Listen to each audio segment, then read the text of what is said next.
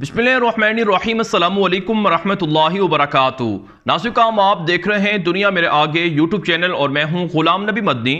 इस वीडियो के अंदर कुछ आलमी खबरें हैं वो आपके सामने रखने जा रहे हैं।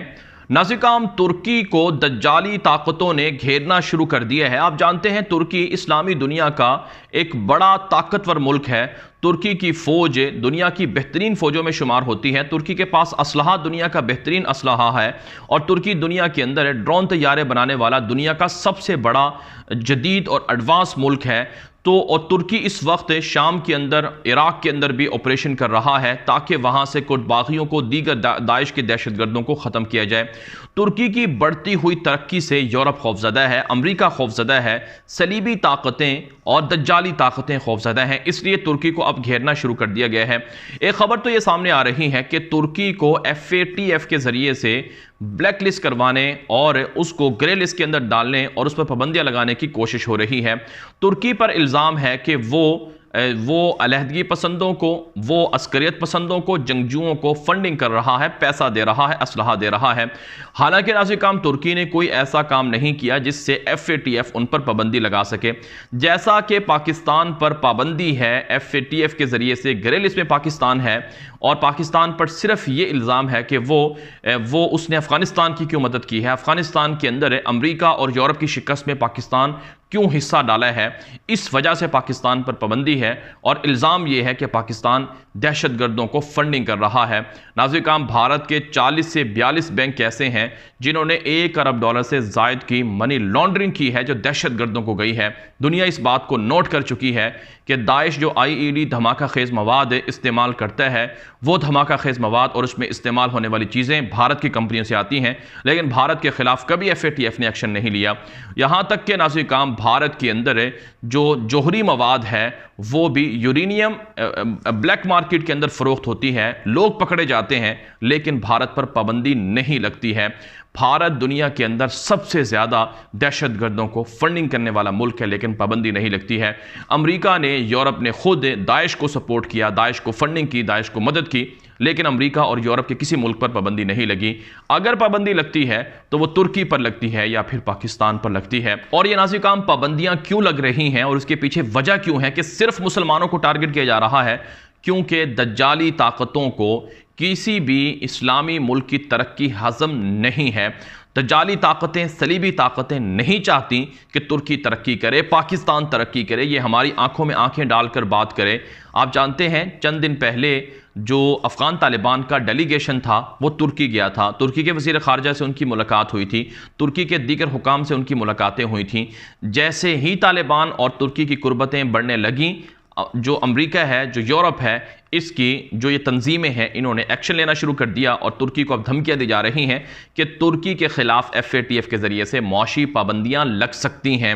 हालांकि 2-3 सालों से अमेरिका ख़ुद तालिबान के साथ मुज़ाकरात करता रहा लेकिन अमेरिका को किसी ने नहीं पूछा, ना ही पकड़ा और ना ही अमेरिका से ये मुतालबा किया गया कि आप जब मुलाकातें कर रहे हैं तो आप पर भी पाबंदी लगनी चाहिए। तो इसलिए नाज़रीन, ये दोगलापन है, ये मुनाफ़कत है, ये तुर्की और पाकिस्तान को घेरने की कोशिश है।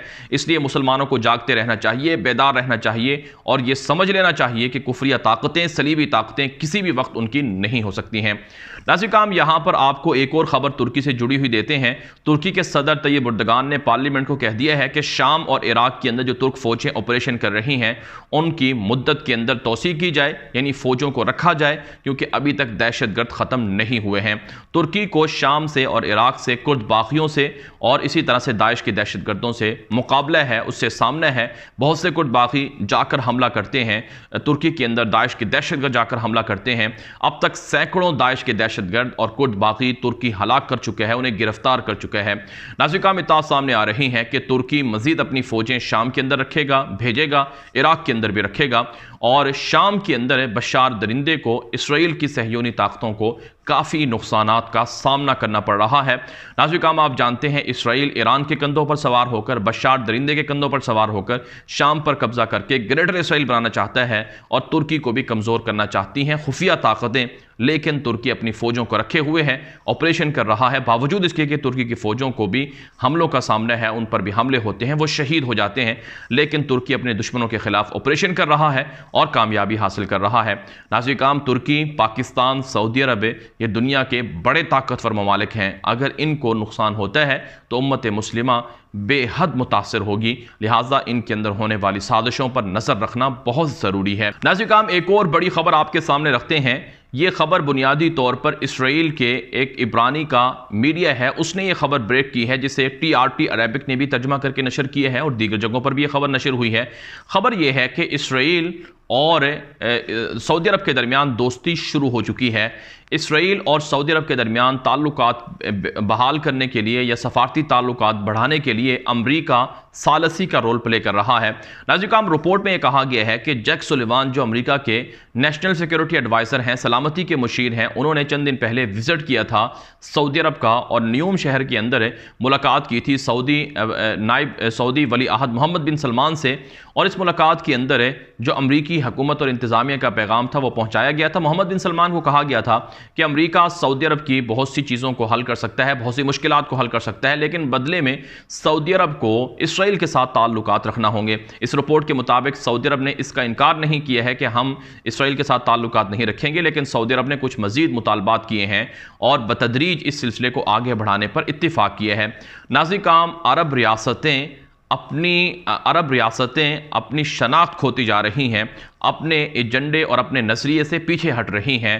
عرب ریاستوں نے مسئلہ فلسطین کو بھلا دیا ہے۔ آپ جانتے ہیں UAE اسرائیل کو تسلیم کر چکا ہے، بحرین اسرائیل کو تسلیم کر چکا ہے، ان کے آپس میں تعلقات ہیں، تجارتی تعلقات ہیں۔ 25 لاکھ یہودی پچھلے 6-7 مہینوں کے دوران UAE کا وزٹ کر چکے ہیں، اور اب تو ان کے درمیان دفاعی اور عسکری معاہدے بھی ہو رہے ہیں، اور اب خطرات یہ ہیں کہ سعودی عرب بھی اسرائیل کو تسلیم کرے گا۔ جیسے ہی سعودی عرب نے اسرائیل کو تسلیم کیا تو دیگر اسلامی ریاستیں بھی اسرائیل کو تسلیم کر لیں گی۔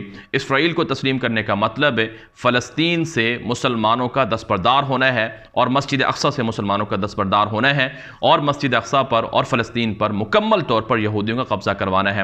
روزانہ یہودی مسلمانوں پر حملہ کر رہے ہیں، مسجد اقصی جانے سے مسلمانوں کو روکا جاتا ہے۔ اب مسلمان مسجد اقصی کے اندر آزادانہ عبادت نہیں کر سکتے ہیں، وہاں پر یہودی اعلانیہ عبادت کرنے جا رہے ہیں۔ یہ سب چیزیں ہو رہی ہیں، لیکن عرب ریاستیں پھر بھی خاموش ہیں، اور عرب ریاستیں اسرائیل کو تسلیم کر رہی ہیں۔ لہٰذا ناظرین کرام، مسلمانوں کو اس حوالے سے اپنا رول پلے کرنا ہوگا، جاگنا ہوگا، بیدار ہونا ہوگا، اپنی حکومتوں کو، اپنی انتظامیہ کو جگانا ہوگا، بتانا ہوگا کہ کسی صورت وہ اسرائیل کو تسلیم نہ کریں۔ پاکستان پر بھی پریشر ہے کہ وہ اسرائیل کو تسلیم کرے، ورنہ پاکستان کو بھی تہس نہس کر دیا جائے گا۔ اب تک تو عوام بیدار ہے، جاگی ہوئی ہے، اسرائیل کو تسلیم نہیں کیا گیا ہے، لیکن مستقبل کے اندر اس طرح کی سازشیں مزید ہوں گی۔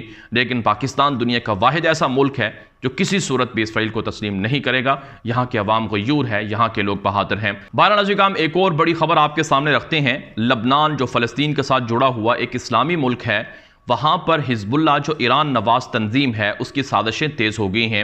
حزب اللہ کی جانب سے دعویٰ کیا گیا ہے کہ ہمارے پاس لبنان کی فوج سے زیادہ دہشت گرد موجود ہیں، ہمارے پاس جو جنگجو ہیں، یعنی حزب اللہ کے جو جنگجو ہیں، وہ لبنان کی جو آفیشیل جو تعداد ہے فوج کی، اس سے بھی کہیں زیادہ ہے۔